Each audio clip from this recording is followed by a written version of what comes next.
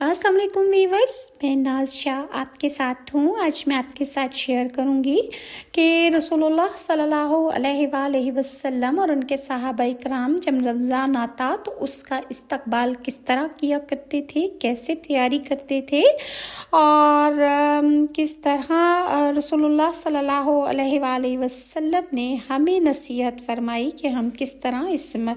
पाक महीने से ज़्यादा फ़ायदा उठा सकते हैं। उम्मुल मोमिनीन हज़रत आयशा सिद्दीक़ा फरमाती हैं कि जब माह रमज़ान आता तो मेरे सरताज साहिब मिराज सल्लल्लाहु अलैहि वसल्लम इबादत के लिए कमर बस्ता हो जाते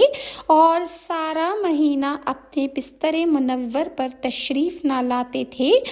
हज़रत आयशा मज़ीद फरमाती हैं कि जब रमज़ान तशरीफ़ लाता तो रसूलुल्लाह सल्लल्लाहु अलैहि वसल्लम का